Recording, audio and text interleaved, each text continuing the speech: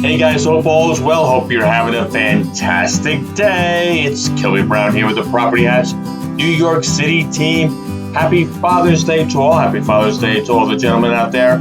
I hope you're having a wonderful, blessed day. Miss you, Dad. Today we're going to do a real brief video. Basically what I'm going to get into today is explaining some of the best practices that the Real Estate Board of New York is putting into effect, because tomorrow, wait a minute, drum roll, New York City Real Estate is opening back up.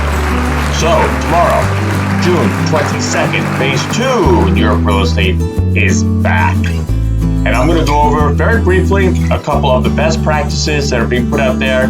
That way you have no surprises, you know what to expect. So why explain it now? Let's just jump into it. I'm going to show you some of the paperwork. All right, guys, we are back. So here we are. Best practices for conducting residential real estate sales transactions in phase 2 of New York Forward. So the first page, basics, follow the CDC guidelines, social distancing, 6 feet apart, talk about sanitation, cleaning objects that were touched, hygiene, wearing face coverings, stay home if you're sick, and seek help if you need help. So basically, you're going to be asked to wear a mask if you're visiting a property. So don't be surprised if the real estate agent asks you to wear a mask. And there might be some other things that happen. So basically, guys, just let's all work together.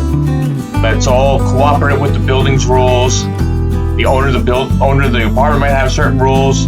So basically, let's just do what we think is best. I can send you this guideline if you have any questions before we meet. So it starts here. Then the initial touch points, where they really prefer that clients and agents talk over the phone, have Zoom calls, really before anything is started. Access property virtually, virtual tours. That way you can look at 10, 15 properties online virtually. And then when you really think you like 3 or 4 of them, or 2 or 3 of them, go out and see those particular units. Rather than the old way, which is maybe go out and see 10, 15, 20, 25 units, they really want to try to limit the interactions between the consumers and the agents. You can also do live virtual tours. So I could go, for example, to the property, and I can hold up my camera. You can say, Kilby, you missed that part in the corner, and I can show it to you, and you can have a better understanding of the process. So that's how that's working. In person, I mentioned my last video, limitation of liability, so there is paperwork for that. General precautions, if anyone's been sick in the last 14 days or tested positive in the last 14 days. Cleaning hands. Basically what's going to happen is they're not going to be open houses. It's going to be open house by appointment, and there will be certain times.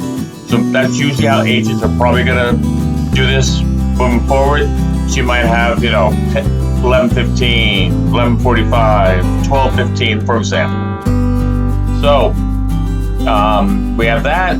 We have limited showings, and then it kind of goes into due diligence with how we would work with a building manager to get the paperwork, get the board packages for the pre-closing, board interviews online, walkthroughs, how the closing process works. Lawyers are doing this stuff on, by Zoom calls and online, virtually now. So basically, guys, it's all about being flexible, being open, and working through a process. The same form exists for rental transactions. It's basically, a lot of the same type of stuff. They have this for new development, retail, commercial. So these are some basic points. If you would like to get this information, just connect with me on YouTube, and we can, if I can get your email, and I can shoot you the PDF of these documents. It's all about not having any surprises. All about knowing the steps, all about knowing how this is going to go forward.